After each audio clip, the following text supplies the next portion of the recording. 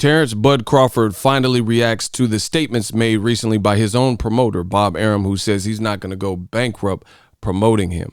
Crawford reacts. We're going to talk about it in this here video. You don't want to miss it. Stay tuned. Smash the like button. We working.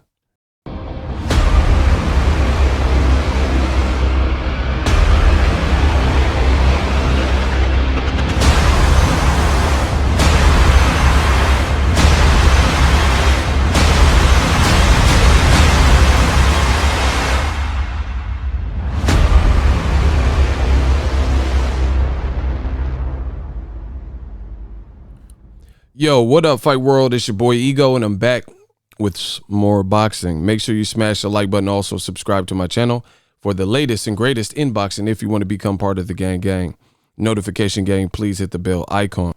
Shout out to the Super Chats channel donations, the Venmo donations, the Cash App, that's $Boxing Ego, and the Patreon family. We working. Now, make sure you guys sign up for ESPN Plus if you're interested. Using my link, it does help the channel when you guys click on that. ESPN Plus, they have a ton of original content, docuseries, documentaries, archive fights. In case you missed them, Lomachenko, Lopez, fights like Mayweather, Pacquiao, if you want to revisit them, and more. Get ESPN Plus as a standalone app for $5.99, or if you want more content, you can get the bundle. ESPN Plus, Hulu, and Disney Plus, all three apps, one low price of $12.99. I personally have all three, and it's a good value for the money. Now, I use my platform to speak my truths, what I see. I give everybody a fair shake. And I made a video.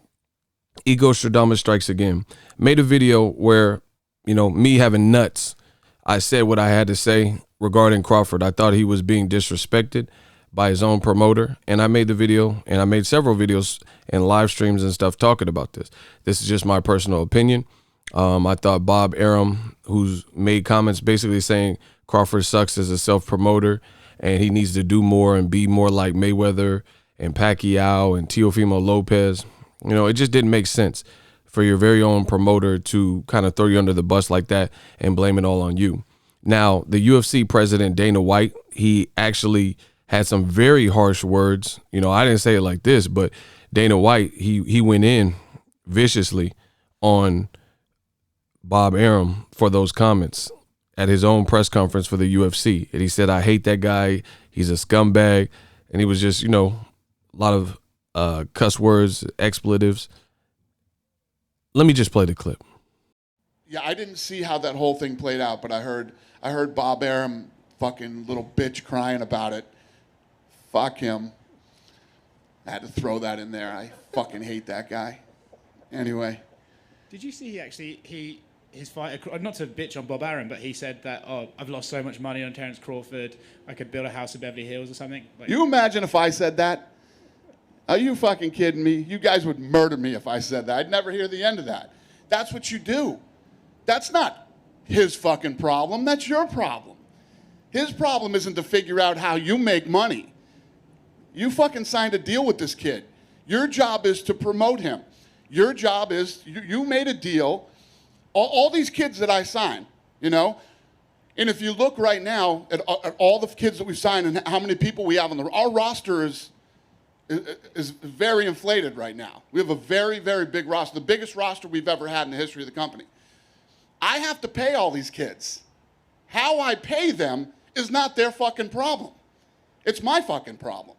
And this guy wants to go, imagine me saying, I got to pay Conor McGregor fucking this much money. I could have built a house in Beverly Hills. Shut the fuck up, you fucking scumbag. Pay your fucking fighter what you owe him. That's your job. Bob Arum is a piece of fucking shit. Good night, everybody. Wow. And that was Dana White. I made a separate video. Check that for more of my thoughts on that. It's on the channel earlier today. Now, we'll see what Terrence Crawford decides to do. I think he's owed an apology. I look at his fight, and even though, despite it was Kell Brook, it was kind of disastrous how they went about promoting Crawford. And I kind of talked about that more. But the moment you guys waited for, Crawford has finally responded to Bob Arum's Crawford.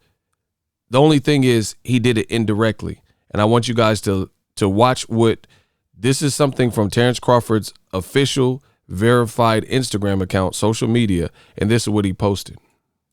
This guy, I'm not sure if he's worth it. I could have bought a nice house instead. I mean, I thought it was so disrespectful to Terence Crawford, to be honest with you. I mean, you've got this guy here who is pound for pound one of the best fighters. Now, this is on Terence Crawford's very own story, right? He decided that he wanted to post this on his story, and we're going to get to it again, but this is very telling that he would use his platform to post Eddie Hearn, who did an interview with Akim Barak, and he said it was very disrespectful, which is ironically exactly what I told you guys. So once again, we're going to run it back. This guy, I'm not sure if he's worth it. I could have bought a nice house instead. I mean, I thought it was so disrespectful to Terence Crawford, to be honest with you. I mean, you've got this guy here who is pound for pound one of the best fighters in the world. As far as I'm concerned, that relationship's over. You could see by... So Terence Crawford posted that video where Eddie Hearn says it was disrespectful, it made no sense, and as far as he's concerned, the Crawford-Arum relationship is probably going to be over after making statements like that. We don't know. You know, it's all going to be depending on what Bud feels. He's his own person. I know I wouldn't be able to tolerate my own promoter saying some stuff like that because, listen, just so we have it in the clear, you know, very transparent on my channel. This is what Bob Arum said. Bob Arum on Terence Crawford. These are, and it's not just these. There's other comments too, but we'll start with these. Bob Arum on Terence Crawford. He's got to promote himself like Teofimo does, like Shakur Stevenson does, like Mayweather did, like Pacquiao did. If he doesn't, then who the fuck needs him? He may be the greatest fighter in the world, but hey, I'm not going to go bankrupt promoting him. Listen, in my tenure of covering boxing, I don't recall anybody else being that cutthroat to their own star fighter. You know, Golden Boy, when they had Canelo, you never heard statements like this. You know, if anything, they were trying to find ways to appease Canelo in situations or, you know, keep the peace, keep him, even though he ended up leaving. You know, I've never heard Al Heyman talk about Mayweather in this way, vice versa, and so on and so forth. The other thing that doesn't make sense is he's saying he needs to promote himself like Teofimo Lopez does, who is further behind in his career. Like, he had a great win with Lomachenko, but I pulled this graph together for you guys. And this is Crawford versus a guy that people thought could be damaged goods. And with lack of promotion, these are the numbers that, like, ESPN, they didn't go all out promoting Crawford and Brook. For starters, they didn't even announce the fight until 2-3 weeks before the actual fight. And look at the numbers Crawford did. I put this together for you guys. Crawford with Kell Brook, who again wasn't the best option that people had been clamoring for him to fight. The fight did 2,078,000. That's what it peaked at. So that's almost 2.1 million views on regular ESPN. It averaged over 2 million for that main event, right? Below, this is how much Lomachenko did, right? With Teofimo. So that was literally the best fight they could have made for Lomachenko. And it did not a whole lot better. It's not like it's in a whole nother echelon. It did 2,898,000 as a peak. And it averaged 2,729,000. But the big difference is Lomachenko, the numbers aren't that far apart if you guys really look at them. You know what I'm saying? But one had 2.1 and the other had 2.8, 2.9 million, right? The big difference here is how Lomachenko and Teofimo Lopez, their fight was promoted versus Terence Crawford. They didn't wait 2 weeks before the fight to announce it. They actually promoted it. Lomachenko nor Teofimo were considered broken or weight drained or hadn't made the weight, etc. Teofimo was coming off his greatest win prior to Lomachenko. You know, there's nobody that Teofimo Lopez had fought that was better than the Richard Comey performance and how he looked. You know, he got a second round knockout against a champion and became a champion. So there was no performance. Kell Brook, we can't say his last 3 fights were the best we've ever seen him. His best win was probably Sean Porter in 2014 or whenever that happened.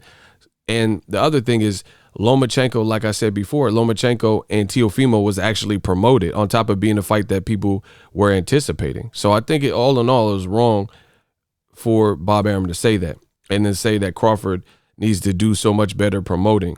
You promoted the hell out of Lomachenko, put it on just Lomachenko as an individual.